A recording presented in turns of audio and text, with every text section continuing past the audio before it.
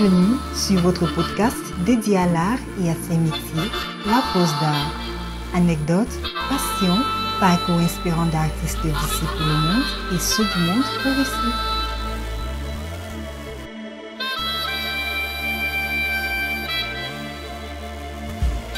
Suivez donc La Pause d'Art. Je passe la parole à Raphaël qui va nous parler donc, de la photographie là. Merci. Merci bien sûr pour les organisateurs, que ce soit la Biennale de Bamako et aussi au ministère de la Jeunesse, de la Culture, de la Communication, département de la Culture du Maroc, qui nous ont, je dirais, donné cette occasion de partager quelques moments autour de la photographie marocaine, bien sûr, et aussi échanger des questions, je pense, qui nous intéressent en tant que photographe du continent africain, parce que je pense qu'il y a des points en commun en ce qui concerne l'histoire de cette photographie. Alors, en fait, moi, j'ai préparé tout un travail que j'ai intitulé Petite histoire de la photographie. Et bien sûr, je me suis inspiré du livre de Walter Benjamin intitulé Petite histoire de la photographie, mais c'est pas la peine parce que ça va nous prendre beaucoup de temps de s'arrêter sur chaque période, sur chaque photo, l'analyser et bien sûr l'interpréter.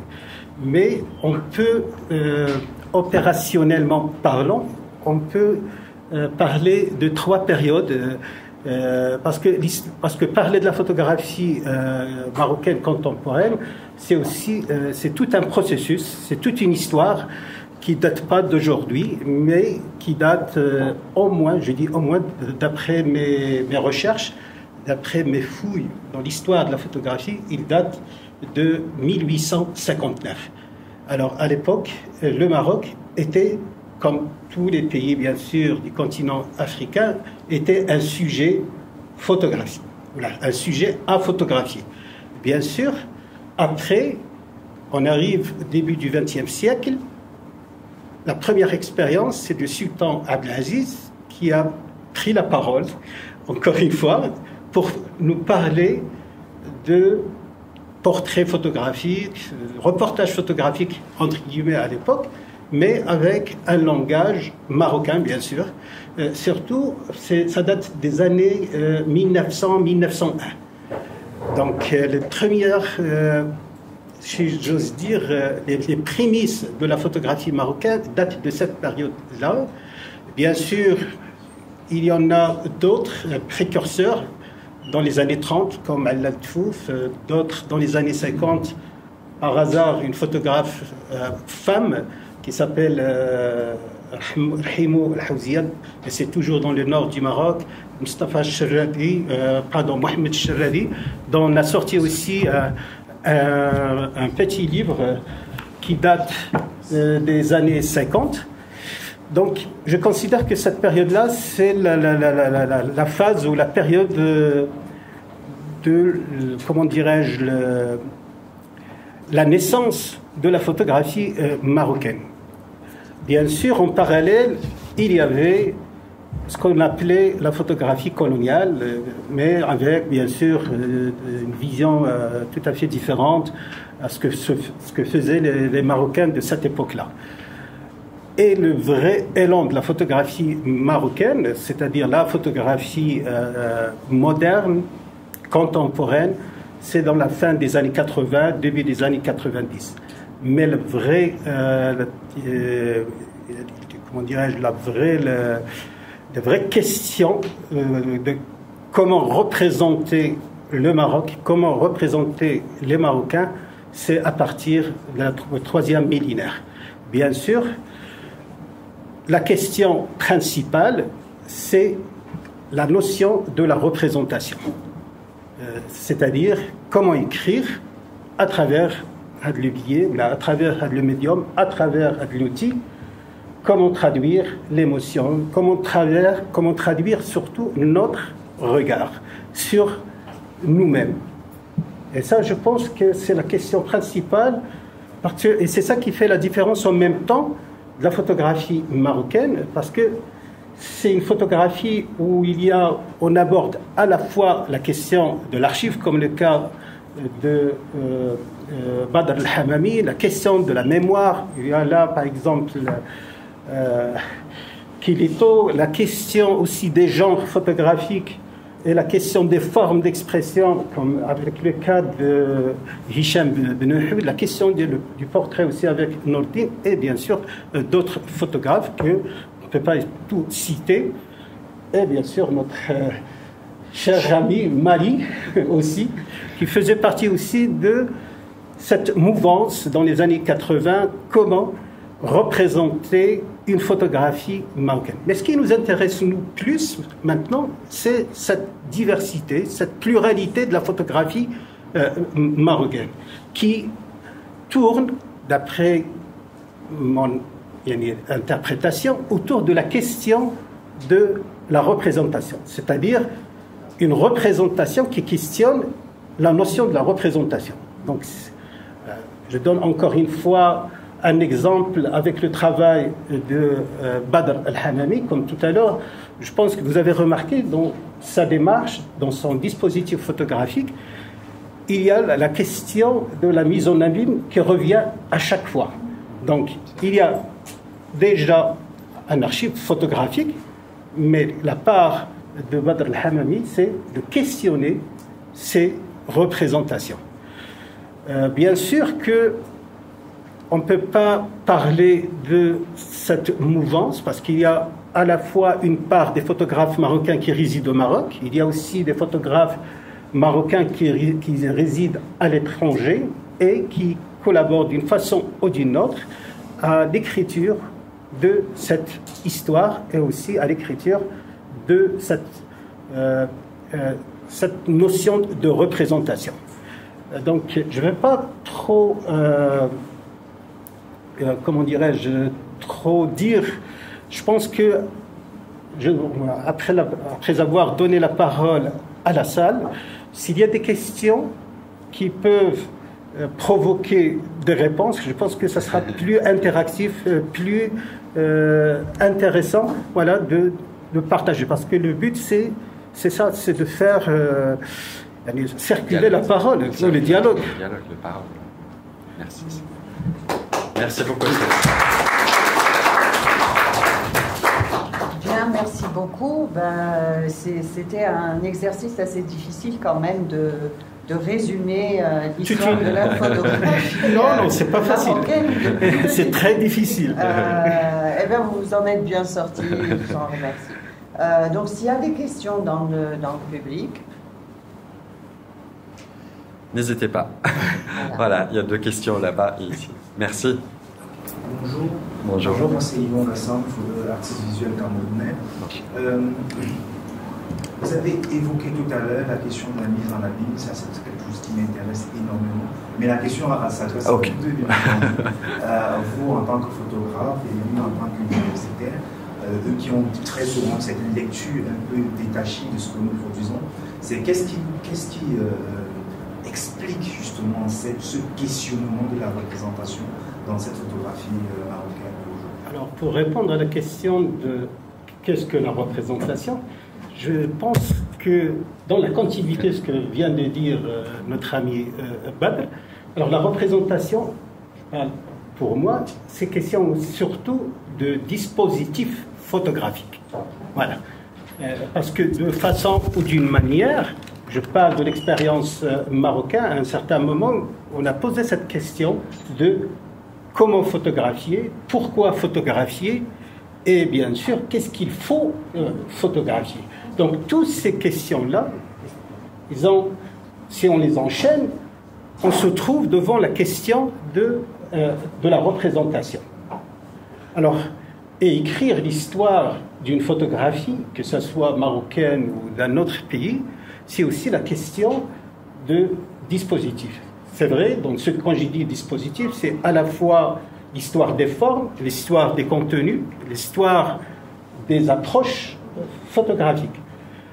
Donc, je pense que j'ai résumé un petit peu, mais si vous permettez, j'ai ici toute une série. Voilà. Donc, si on fait la comparaison entre les premières images, est-ce que vous pouvez éteindre la lumière? Si on fait la comparaison entre les premières photos prises au Maroc, qui datent des années 1870, par des photographes, bien sûr, étrangers, espagnols surtout et français. Donc le Maroc, il est représenté comme un décor, que ce soit au niveau de l'architecture, au niveau vestimentaire, au niveau aussi des postures. Juste après, alors les premières photographies prises par un photographe marocain, le sultan Abdelaziz, c'est ça. C'est à peu près dans la même approche, sauf que ces images, le sujet photographié, c'est le harim. Alors du coup, il y a une tendance à une photographie, si on peut dire, entre guillemets, bien sûr, j'utilise le mot entre guillemets, une photographie intime. Mais c'est déjà, le rapport a changé, parce qu'à une époque, le Marocain était devant le viseur, alors qu'avec l'arrivée d'Abdelaziz et bien d'autres photographes, il a changé de place. Au lieu plutôt d'être devant l'objectif, il est derrière le viseur. Et ce changement, bien sûr, c'est aussi à la fois changement corporel, mais aussi changement au niveau du regard. Parce que qui dit encore une fois représentation, c'est aussi la notion du regard, elle est présente. Quand je dis regard, c'est aussi un processus, c'est aussi une mémoire. Une mémoire où on trouve à la fois le goût, la sensibilité et surtout la langue. Parce que la langue, c'est aussi une façon de voir, une vision de voir de voir le monde et aussi de s'approprier de l'espace aussi. Alors, encore une fois, je passe très vite. Bacha, ça c'est les années 20. Là, les studios, les années 30, les années 50. Alors, les années 70, alors, premier album photographique au Maroc date de 1974, intitulé « Grain de peau ». Et c'est très important de s'arrêter sur ce titre parce que ça change complètement la notion du regard sur, bien sûr, sur le Maroc. Grain de peau, donc, implicitement, le corps, il est là. Le corps du photographe, il est présent dans la démarche photographique du photographe. Donc c'est sa ville natale, il écrit une autobiographie, il écrit une mémoire, mais à travers, bien sûr, l'objectif de son appareil.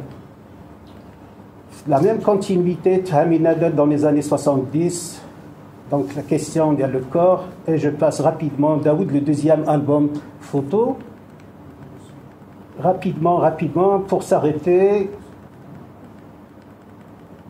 Voilà, sur... Ça, c'est les années 80. Ah, notre ami Hicham, il est là.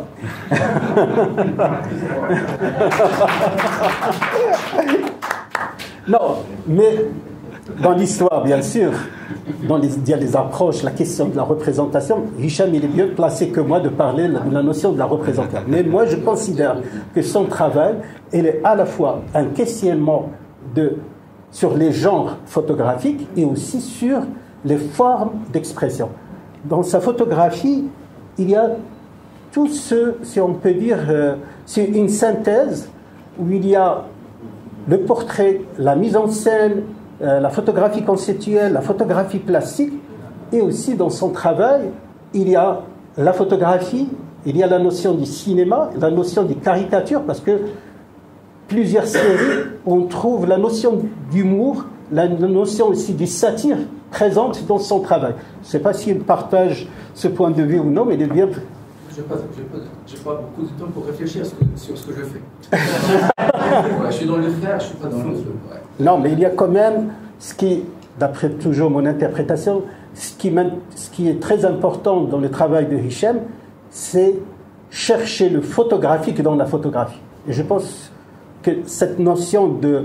Comme si on parle, par exemple, lorsqu'on parle de la poésie, comment exprimer la poéticité de la poésie, c'est à peu près ça, en quelque sorte. C'est le photographique dans la photographie. Et cette question de le photographique dans la photographie, c'est ça qui fait la richesse et aussi la diversité du travail de Hicham. Donc, rapidement, encore une fois, voilà. Tout à l'heure, j'ai parlé de l'humour, la question. C'est une série, Liane? Ce sont des autoportraits. Des autoportraits. Des autoportraits. Une présentation, ça, c'est une série que j'avais intitulée Institut. J'avais demandé à des gens au Maroc de m'autoriser à prendre des ânes chez eux. J'ai commencé par mes parents, mais ils ont refusé. C'était un projet que j'avais mis de côté. Ça a duré 10 ans. J'ai passé 10 ans à demander aux gens de me prêter leur salon en Allemagne. Et finalement, le projet n'a pas été fait. Et bonjour, je suis quelqu'un qui m'a dit beaucoup de gens j'ai beaucoup d'amis. Je cherchais un endroit où et donc, c'est pour ça que les gens pensaient que c'était une critique de la bourgeoisie marocaine, alors qu'en fait, je cherchais qu'un espace où l'âne pouvait marcher. Et voilà. Donc, ça, c'est prêt. Pardon? C'est prêt, exactement. Moi, je fais ça spontanément, je n'ai pas du tout pensé ni au Maroc, ni à la bourgeoisie. J'ai juste photographié des ânes, ça arrive. C'est un artiste, il ne peut pas contrôler ce qu'il fait. Oui, mais bien sûr. Voilà. On travaille, on s'exprime, des fois on a beaucoup de chance, on a beaucoup d'argent, des fois personne ne peut voir. Voilà. Encore moins l'interprétation des gens sur le travail. Ouais. Bon, on a un regard qu'on garde pour soi, et après on laisse la photo ouverte là.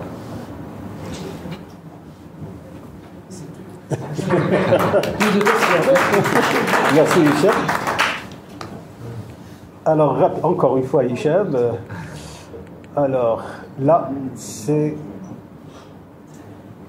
Saïd Al-Raïs, Amin Oulmiki, bien sûr, Zakaria Aïtouakrim. Bon, je passe rapidement. Voilà. Merci.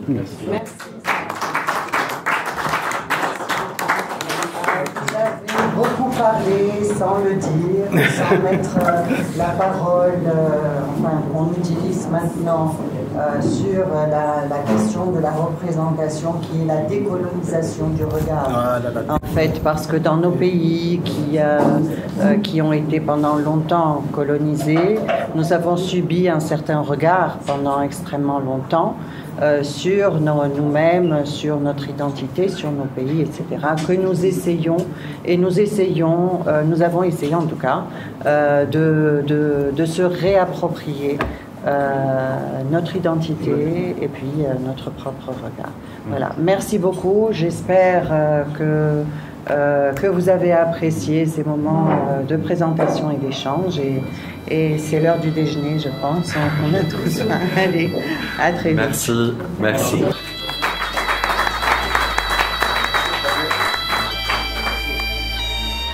Merci à vous d'être si nombreux à nous écouter. Nous vous donnons rendez-vous la semaine prochaine pour aller à la découverte d'une histoire intimement liée à l'art. La pause d'art est une idée d'Yvon Gassam. Voix off, Solange Nembe. Musique, Toumo. Mixage, Ralin Gamou. Réalisation, Yvon Gassam. La pause d'art est un podcast produit par African Entertainment avec le soutien du laboratoire de théâtre de Yaoundé, Otni et de Satek Records.